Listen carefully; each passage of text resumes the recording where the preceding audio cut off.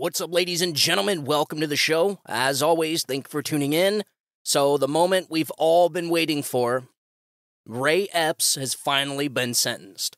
Yes, you may remember Ray Epps as the guy that, well, he chanted and tried to urge protesters on January 6th to go inside the Capitol. One of the only people to actually say out loud to telling people to go inside the Capitol. Well, he was sentenced today, and he was sentenced to no jail time. That's right. So I got an article here from Gateway Pundit. Ray Epps has been sentenced with no jail time, 1 year probation, a $500 fine, and 100 hours of community service. And they add this little bit in here. It says, "Justice in America is dead. Lone insurrectionist skates." Yeah, I do have to agree. This was, not really shocking. And, digging into the Ray Epps saga, digging into this guy, the deeper and deeper you go, the more questions you have.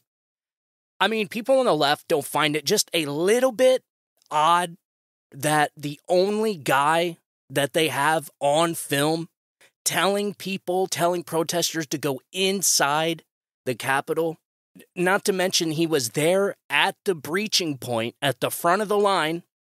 It is just a whole plethora of reasons why this entire situation is just sketchy. Not to mention, he's the only person, the only J6 protester that the J6 committee defends and the left-wing Pravda media defends.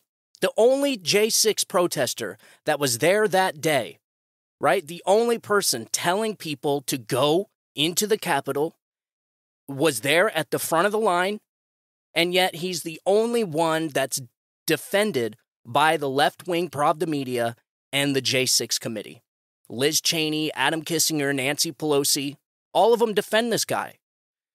And I have to say, it's a little odd. And that's why I say that, the left doesn't find it a little bit just coincidental that this guy is seemingly going to skate on what would appear to be obstruction of an official proceeding. I mean, there's a list of stuff that this guy has done. So let's go into this story, all right? I want to get into this because I got a lot of stuff we got to get into when it pertaining to January 6th. So I want to go ahead and get into this. And this article is by the one and only Jim Hoft. This just came out this morning. It says two-tier justice system is no justice. I have to agree with Jim on that one. J6 operative Ray Epps was sentenced on Tuesday to no jail time. Ray Epps, the only January 6 protester who actually told people to go into the Capitol, has been officially sentenced to 1 year probation, a $500 restitution, and 100 hours community service. Epps did not have to show up for court today. He called in via Zoom. Mind you, there has been people sitting in solitary confinement for months. There's people still sitting in prison from that day with no trial, with no date. I mean, all these people's rights are being violated, but yet somehow Ray Epps just mysteriously gets to get out of everything with probation and a $500 fine. I don't know, man. I don't know. So it says the Biden regime refused to charge Epps with hurling a sign at police when 8 others are rotting in prison today for just touching the sign. That's right. I forgot about this one. So Ray Epps steered the sign towards the police and hurled it at them. He is free today. Our government is broken. Yep. Patty McMurray at 100% Fed Up discovered this video months ago. Yeah, I seen this video with the sign, and unfortunately this is audio only, so you're not going to be able to see the video, but I will post it to my social media account so you guys can take a look, just so you can have proof. You can see it with your own eyes what this man did versus what other protesters have done and are rotting in prison right now in the DC gulag. So in this damning video, Ray Epps is filmed hoisting the massive Trump sign with several other Trump supporters. Epps was likely leading the efforts as he led the crowd when they breached not just the first set of barriers to the U.S. Capitol, but also the second set of barriers to the U.S. Capitol that day. Another crime. So in all reality, yes, he's right. Jim is right. He should have been charged with 2 crimes. 2 barriers breached means 2 crimes committed, right? Makes sense, but not in his case. So in the video, you could see Ray Epps near the corner of the sign. And here is a photo, a still shot of the video. Yes, you can clearly see Ray Epps in his MAGA hat holding the sign. And mind you, in this photo with all the other people holding that sign have all been charged and sentenced to prison. Or if they're not sentenced yet, they're sitting in prison waiting to be sentenced. Okay? So the protesters walk it over to where police are standing outside the U.S. Capitol. Ray Epps is with them the entire time. After the sign is released, Ray Epps pops up and is seen standing, directing the crowd. This was captured on video. Patty McMurray discovered this clip. And I'm going to go ahead and play you the audio, just in case maybe he says something. I don't know. Here, check it out. Yeah, you can't. There's nothing he's going to say. You can't hear anything. All right, so in January, the Gateway Pundit posted an additional video of Ray Epps hurling the sign at police. And it says, "Please note, no police officers were hurt during this incident." It's essentially a giant Make America Great Again sign. It says, "Trump 2020, keep America great." It's just a giant sign. And yeah, there's Ray Epps in the still shot. You can see him clear as day. It's wearing the same jacket, same clothes. It is Ray Epps. You can see his face. So today, several men are sitting in prison for touching the sign that passed over their heads that Ray Epps was hurling at the police. So they were essentially crowd surfing the sign, and all the people that just touched it to push it forward towards the front are sitting in prison. But not Ray Epps. So as Kelly Waldie reported earlier, anyone who touched the sign, an enormous battering ram, according to prosecutors, was denied bond and subject to lengthy prison sentences, except Ray Epps. Yes. So they concluded, right? In the prosecution said that the crowd was using this sign as a battering ram. That's what, in quotations, in the filing report, it says, an enormous battering ram. Unquote. This is the type of stuff that's happening inside your nation's capital, inside Washington, D.C. Oh, and it gets worse, and we're going to get into that in just a second. So the D.C. Kangaroo Court suddenly changed Ray Epps' in-person public sentencing hearing to a remote Zoom hearing yesterday evening. Epps was scheduled to appear in person today at 10 a.m. at the E. Barrett Pettyman United States Courthouse in Washington, D.C. for his sentencing. According to the court docket, on 1/8/24, the hearing was modified to a hybrid hearing, which means government in-person defense via Zoom. So as reported by the Gateway Pundit, Epps was just sued by J6 defendant Eric Clark for, quote, conspiracy to violate civil rights. The case was filed in a Utah federal court. Here's where it gets shady. The Gateway Pundit had a tip that Ray Epps was going to be served with the lawsuit at the courthouse during his sentencing.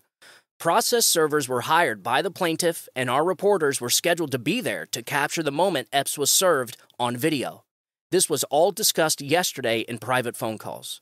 Then, like magic, Ray Epps' fairy godmother changed his public in-person sentencing hearing to a remote telephonic sentencing hearing.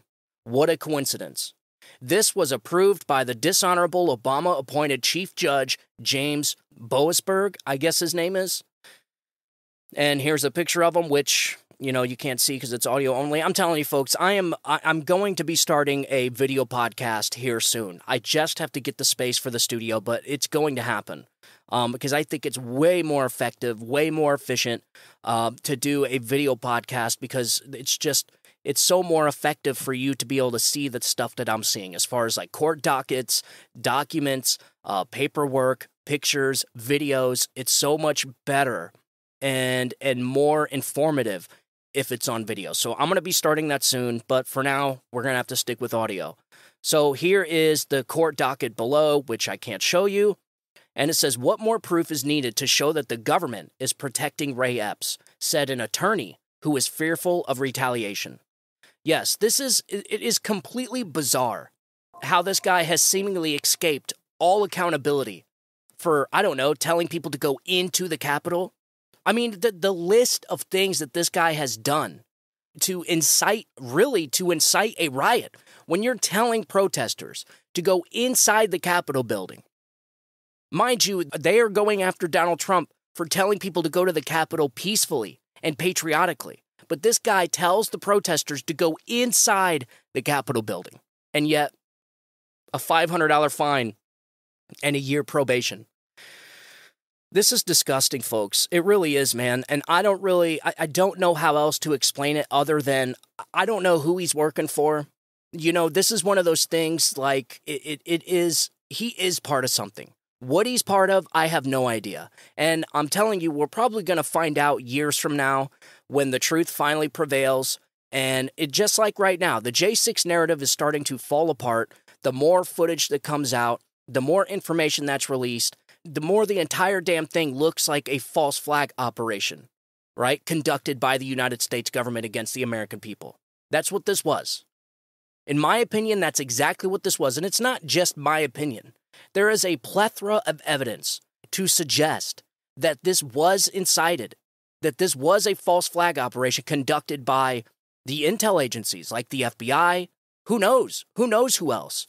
But we're starting to learn that there was a lot of undercover informants there. And the reason why they're undercover informants and not, quote unquote FBI employees is because they can use them a lot differently. They don't have to claim that they're working for them. They don't have to reveal a lot of stuff. They essentially have more control over what gets released to the public when they use FBI informants, right? What can be released on FOIA documents. They know the game. Like I said, these people are very smart, cunning, and evil. So they know how to play the game. And people on the left, I watched the debate the other night with Alex Jones, two brothers that are constantly on Twitter, the very, very Trump deranged people that I don't know if they're paid by the Biden campaign. I don't know. But it was a really good debate. It was essentially all about January 6th, and it was 4 hours long. You had Alex Jones, you had Darren Beattie from Revolver News, and you had Glenn Greenwald versus his name is Destiny. I don't know who he is, but he's a leftist, which is apparent when you watch the video. I guess I can leave it in my podcast description. I'll leave the link to the debate because it's really good. And it's these two brothers that are on Twitter all the time that hate Trump the most. I don't even know who they are. But, the left love these two guys. I don't know if they're brothers or they're dating. I have no idea. But they are clearly suffering from Trump derangement syndrome. They are clearly, to make a long story short, the left got absolutely roasted. But there is something that revealed itself at the end of that debate. I didn't watch the whole thing. I just watched really just highlights from it because who's going to watch a 4-hour debate? I don't even know how these people debated for 4 hours. In the end, I concluded they are the epitome of leftism in our country today, in the Democrat Party. They are very, very naive. They are completely 100% convinced that the FBI would never conduct a false flag operation against the American people. Like, again, they are suffering from extreme denialism. We have said this over and over before. I think that is the key problem with the left right now. They are suffering from extreme denialism, and they have the left-wing media, which is 95% of the media, that confirms their bias. And so they get stuck in this giant echo chamber, and only until they go up against facts, evidence, videos, and people that actually know what they're talking about, they break down. And in fact, that's exactly what happened in that debate. So that is what I concluded at the end, is that these people, they're just so naive. And I don't know if it's on purpose. I don't know. And that's a question that you really, it is a very deep question if you get to the bottom of it. Do these people actually believe their lies? I don't know.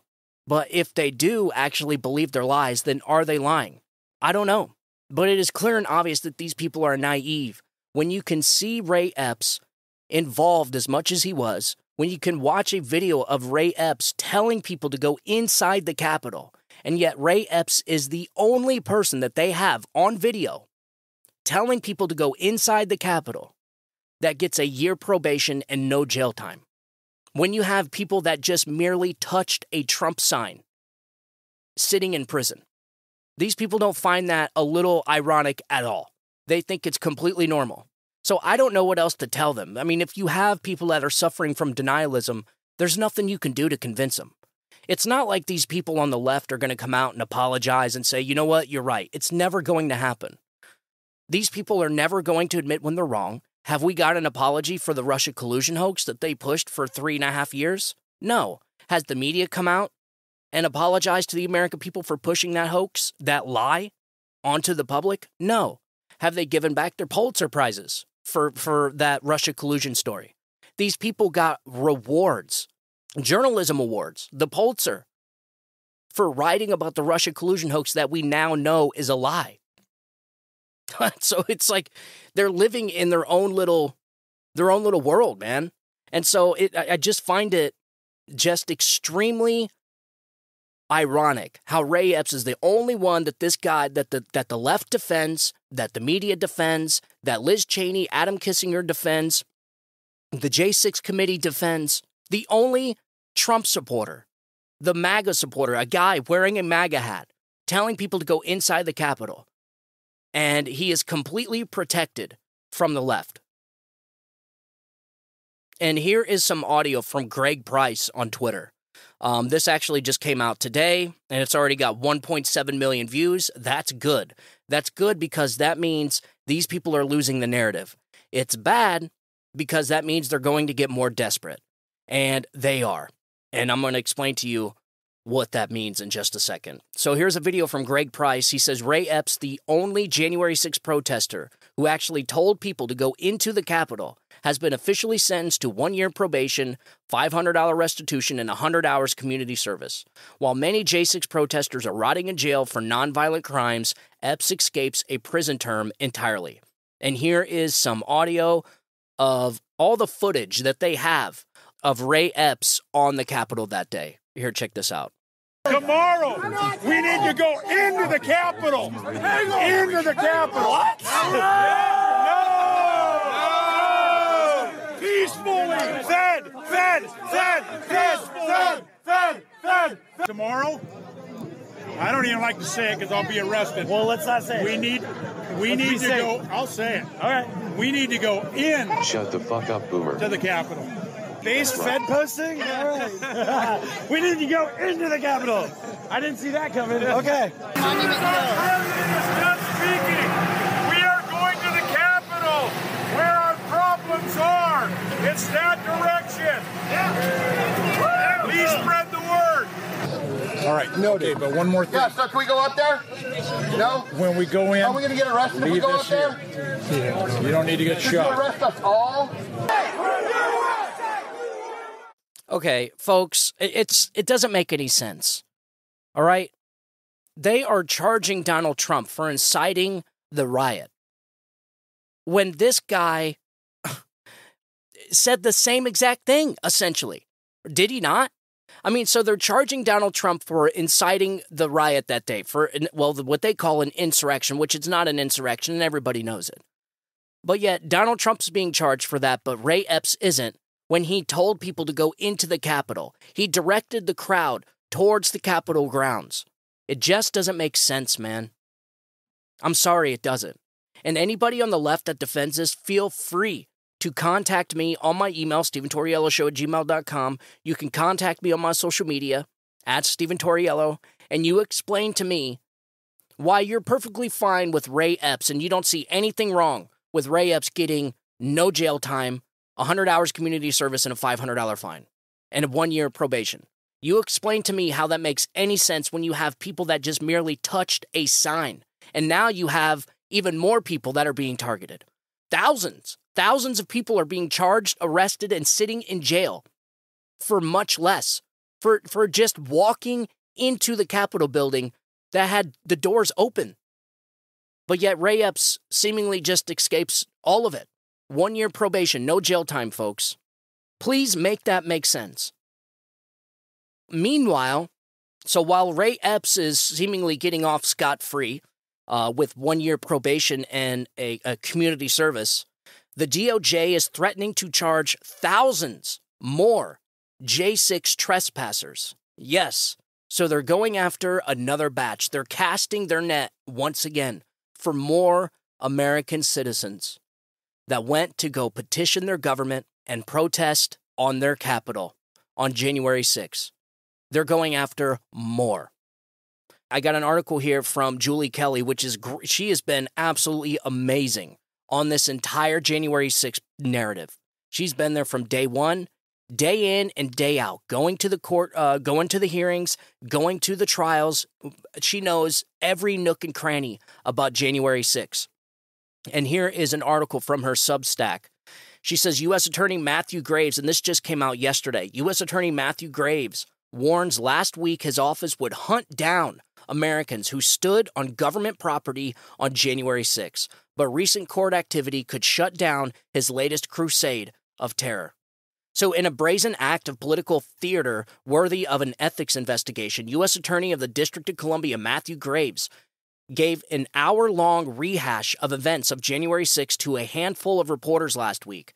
Graves, a Biden 2020 campaign advisor who was appointed by Biden in November 2021, is overseeing the Department of Justice's unprecedented and ongoing criminal investigation into the 4-hour disturbance that has so far resulted in the arrest of more than 1,200 Americans.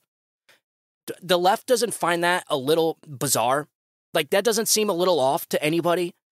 That this guy, Mathew Graves, was a Biden 2020 campaign advisor who has now been appointed as U.S. Attorney that is targeting Joe Biden's political dissenters?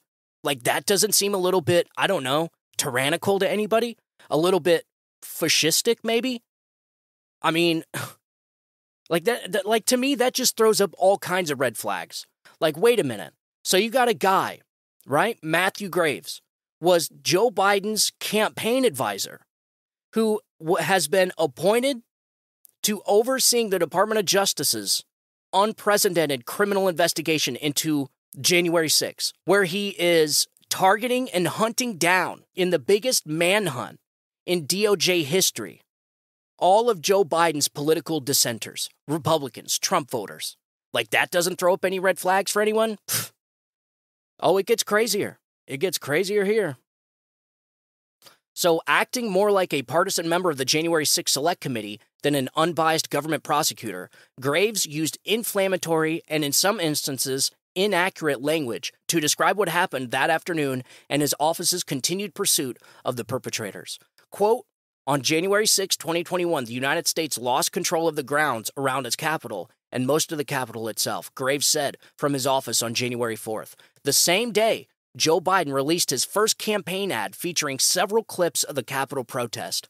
In scenes reminiscent of a medieval battle, officers engaged in hand-to-hand combat with members of the invading force. That was Joe Biden's campaign ad. Let me read that again. This is what it said in his campaign ad. In scenes reminiscent of a medieval battle, officers engaged in hand-to-hand combat with members of the invading force. They are hitting this J6 narrative hard. And I'm telling you right now, folks, it's going to fail. This stuff is going to blow up in these people's faces bigger than shit. Because everybody is starting to see this for exactly what it is. Everybody is starting to see what a sham that J6 Select Committee was. Everybody is starting to see how they selectively picked video footage from that day and revealed it to the public by bits and pieces. Mind you, video footage that was edited by a NBC producer, I think, in order to dramify it, to add audio and get the most drama they could out of it, to rally up as much emotion as they can from the viewer. So, like, this is the type of rhetoric that we're hearing from the Biden campaign. So let's not actually campaign on Joe Biden's accomplishments because it's obvious there is none. So all we're going to do is go after Donald Trump, right? Who they now say is the next coming Hitler. We all knew that was coming. We said this months ago on this show that they were going to call Donald Trump the next coming Hitler. Not just he's the next coming Hitler, he's actually worse than Hitler. Is something we listened to from CNN not that long ago. I played it on the show. We already talked about this. I knew this was going to be their campaign, but I'm telling you folks, I'm glad it's this because this is going to be an absolute shit show for these people. If Joe Biden and the Biden campaign think they're going to be able to go out there on the stump and Joe Biden's not going to be able to talk about any of his accomplishments, people are so tired of this bullshit They are so tired of what the Democrats have done to this country the last 8-9 years. And it all started back in 2016 when the Democrats could not accept that Donald Trump won the election. Yes, that's right. They are the OG of election deniers. These people have been denying elections for as long as I can remember. So people are starting to realize, wait a minute. First of all, Donald Trump is not Hitler because we've already had him for 4 years and gave this country the best years it's seen in decades. There is no place or manner where they are going to be able to convince sane, rational Americans that Donald Trump is worse than Hitler and that January 6th was worse than Pearl Harbor. But that is what they're going to try and do. And boy, are they trying hard. And what's even more scary is that now that you have a justice system, that now it is a justice system that has been politicized and is going to be working as Joe Biden's campaign tool is what they're going to do. And so as this guy is out there hunting down Americans who just stepped foot on Capitol grounds now. So we're not talking about people inside the building, but now we're talking about people outside the building. Here, check this out. An important note when it comes to our prosecutions about those who remained outside the building. We have used our prosecutorial discretion to primarily focus on those who entered the building or those who engaged in violent or corrupt conduct on Capitol grounds. But if a person knowingly entered the restricted area without authorization, they had already committed a federal crime. Make no mistake, thousands of people occupied an area that they were not authorized to be present in the first place. Right? All right, so back to Julie Kelly here. So Graves, who admitted during congressional testimony last year his office had dropped all charges against 2020 rioters in D.C., falsely claimed that protest represented the quote-unquote largest single-day mass assault of law enforcement in our nation's history. He regurgitated well-worn bromides about the Proud Boys and Oath Keepers, then bragged about how his office's success in jury trials in the most democratic city in the country. Yeah, this is why they're running all these cases out of D.C., and these judges will not allow these people to be prosecuted in their home states, is because they know this is a bunch of bullshit, and if they let them go back to their home states and be tried there, that the people, a jury of their peers, is going to let them go. That's why. So they're essentially being held prisoner, captive, in their own nation's capital so that they can sit in front of a jury not of their peers, but of a bunch of politicized, partisan jurors. Jurors that have been poisoned by the rhetoric of people just like Mathew Graves and CNN, MSNBC. You mean to tell me, if you, as a Republican, would you feel safe going to a trial in your nation's capital in Washington, D.C.? As a Trump voter, as a Republican conservative, would you feel comfortable standing trial in front of a jury in Washington, D.C.? No, of course not. Why? Because you know Washington, D.C. is filled with about 99% Democrat. That's why. And these people have been completely subdued by Trump derangement syndrome. This is a mental disorder at this point, and I've been saying this for months. Trump derangement syndrome is a real thing, and we're watching this mind virus take over our justice system, take over the prosecutors, the judges, the attorney generals. It's taking over everything.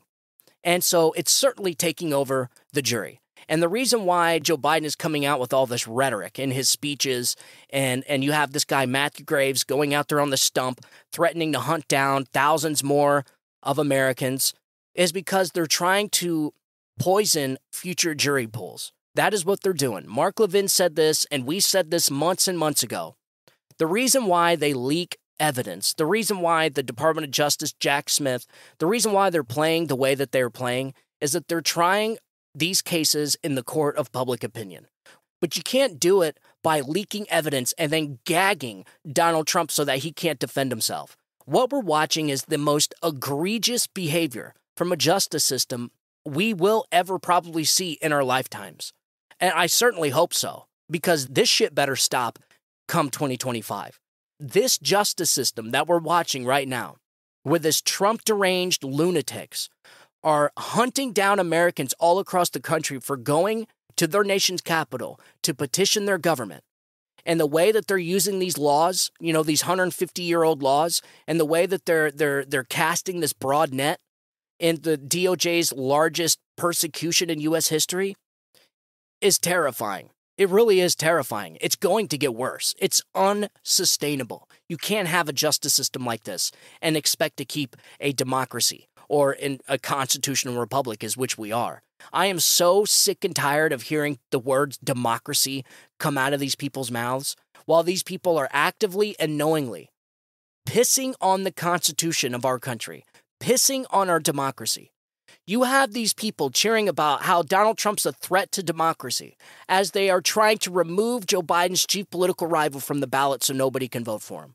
These people don't give a damn about democracy. Unless democracy means power, these people don't give a flying shit.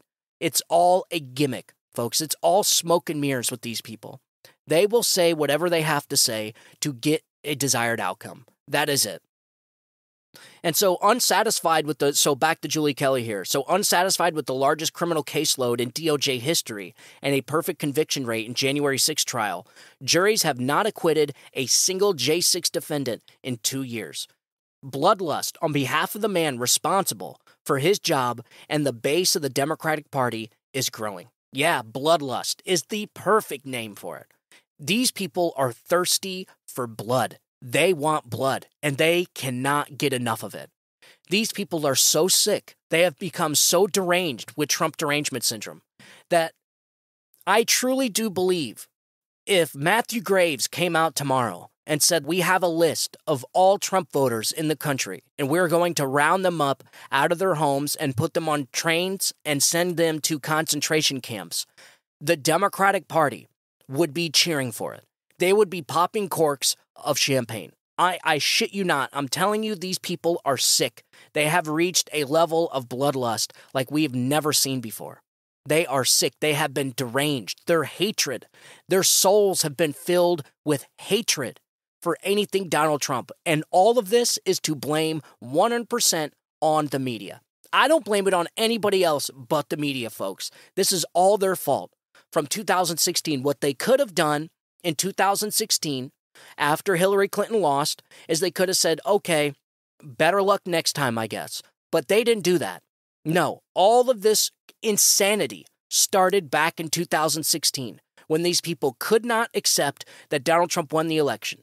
And they took what was supposed to be an op-ed by Christopher Steele that Hillary Clinton paid for and marked it down as campaign financing, which is exactly what Donald Trump's being persecuted for in New York. Hillary Clinton pays for that dossier, that fake Russian dossier, with campaign funds, right? And marks it under campaign funds. So the exact same thing that Donald Trump did with the whole Stormy Daniels thing. If they just would have let it go, just let it go. After Hillary Clinton lost, let it go. Donald Trump would be finishing out his last year of a 2-term presidency right now. These people would have Donald Trump done and out of their hair in 10 months. Done, gone forever. Never be able to set foot in the White House again. But I am a firm believer.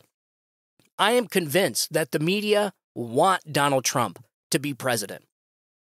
They do.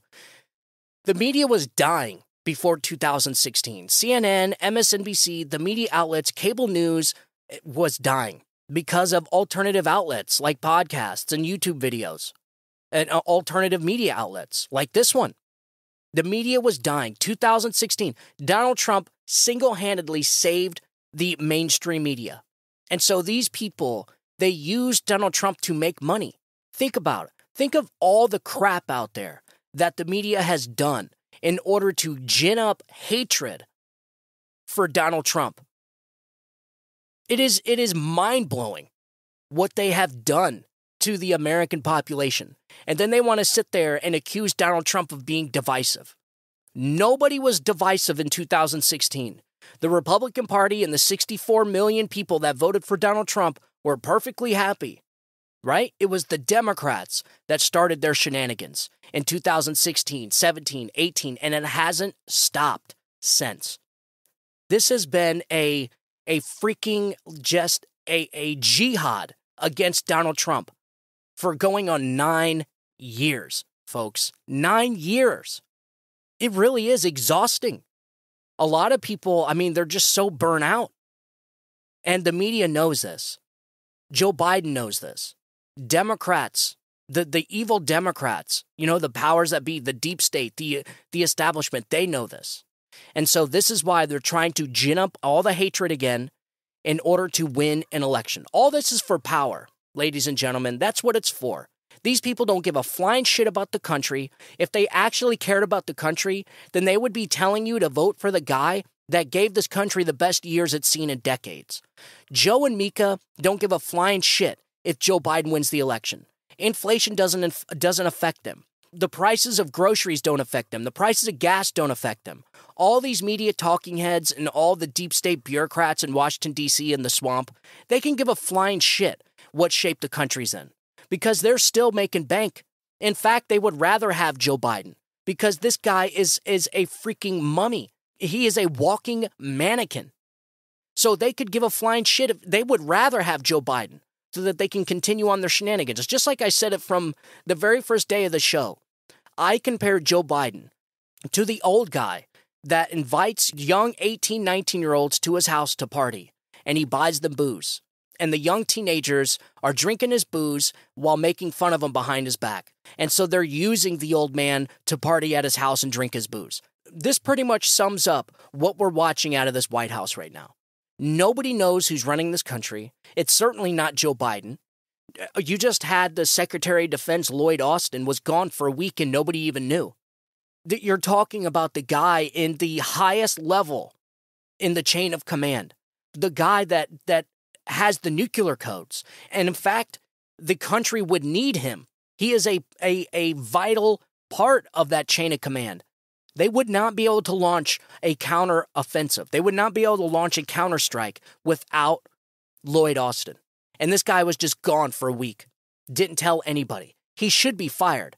I don't know if maybe it's criminal. I don't know. This is a big story that's out there right now, but I don't really know enough about the inner workings of the bureaucracy I don't know if it's a crime. I have no idea. But it's a big story out there right now, and it's true. And what does Biden do? Oh, it's okay. Folks, the guy is not running this country. He's been on vacation for well over half of his administration. He just came back, I think, from the Caribbean islands. Like, the system is so broken. And the only people that it hurts is the regular American people. Me, you. So you would think that the media and all these talking heads would look at the successful Trump administration because no one argues that the Trump administration was successful. Nobody does. None of these talking heads on the Pravda media will come out and say, oh, Donald Trump's economy was not that good. Nobody says that. Nobody. At the very most, you'll get, oh, it was Obama's economy. But no one believes that shit anyways. Oh, it's the guy who was president 4 years ago's economy. Get the hell out of here. Everybody's seen that Donald Trump's economy was amazing. Donald Trump gave this country the best 4 years it's seen in decades. But yet, for some weird reason, all the rich, power-hungry elites are trying to convince you, the American people, that you should want to continue this disaster, this human pandemic of a presidential administration, the Biden administration, all so that they can keep and retain their power while we struggle. Voting for Donald Trump is the only way out of this mess. It's the only way. I don't know how else to explain it. Not Nikki Haley, not Ron DeSantis, although I like Ron DeSantis, and I was actually supporting him before they raided Donald Trump's home. But, it's this whole notion that, Ron DeSantis could win and Donald Trump can't. It doesn't make any sense. I get the point. I get where these people are coming from. They're like, oh, well, people hate Donald Trump so much that it's going to cost him the election. But you have to ask yourself, so you're telling me that they wouldn't hate Ron DeSantis just as much? You mean to tell me the media won't do smear campaigns against Ron DeSantis? You mean to tell me Biden's Department of Justice won't target Ron DeSantis like they are Donald Trump? Come on. It doesn't make any sense. You want the guy that has broken records twice when it comes to voting. He got 64 million the first time and then broke another record by getting more votes the second time. And then we're supposed to just drop all that and start with somebody new, like a Nikki Haley? Not happening, folks. The reason why I wanted to talk about this today, this should be terrifying to everybody. What we're watching, I had somebody, a lot of people when they come up to me, when they call me or they ask me or they reach out to me in general, they'll ask me, so what do you think's going to happen in the 2024 election? What do you think's going to happen in the next year, in the next 10 months? The only thing that I can respond with is chaos. Chaos. That is the only thing I see in our future is chaos. Whether Donald Trump wins or loses. Because if Donald Trump wins, then what are you going to get? Mass protesting. You're going to get, cities burning down again. BLM, Antifa's going to be out. It's going to be the 2024 summer of love again. And then if Joe Biden wins, you're going to have the other half of the country that are going to see that they just got ripped off and they just watched their democracy get turned to ashes right in front of their face. Nobody is going to accept a Joe Biden win at this point. This is what these people don't understand. They never understand. They never can see the unintended consequences of what they're doing. They can never look ahead. Right now, think about it. If Joe Biden were to win, do you think the country is going to look at it as a fair, legit election? No. Why? Because these people are interfering in the people's elections 10 months away from their election by kneecapping Joe Biden's chief political rival. So even if Joe Biden wins, he's not really going to win. This is what these people aren't getting. It's not enough just to win so that the person that won can act like a tyrant and just, rule by dictate with executive orders. You have to give a sense of legitimacy. You can't just be like, oh, we won by 5,000 votes because we kneecapped your opponent. We kneecapped your candidate and locked him up. Like, that's not good enough. People already don't trust our elections as it is. The majority of Americans don't trust our elections. This is the democracy that Democrats want for this country. What we're watching is not democracy, folks. This is something much, much different. Yeah, maybe something in a banana republic. It certainly is that. If you want to, you read into elections in Bolivia and Venezuela and Russia, some of the same stuff that we're watching happen in this country is the same stuff that happens when Putin runs for election and when the president runs for election in Venezuela. The same stuff. They remove their opponents from the ballot. They persecute them. They lock them up. They create crimes. They use their justice system to go after their political opponents. This is what the Democrats have done to this country, man. And so they can sit there and say that Donald Trump will destroy democracy all they want. All people have to do is look around and they're watching. They're watching their democracy being destroyed right in front of their faces.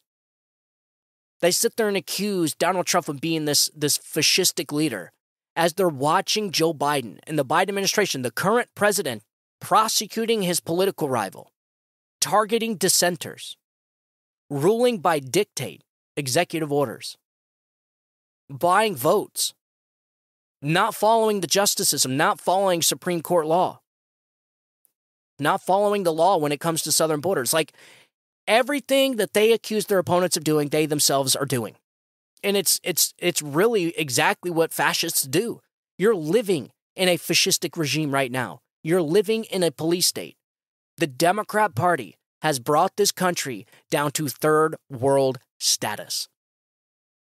I don't know if we've lost our country already and we're trying to get it back, or is our country on the brink of being lost and we're trying to save it? I don't know.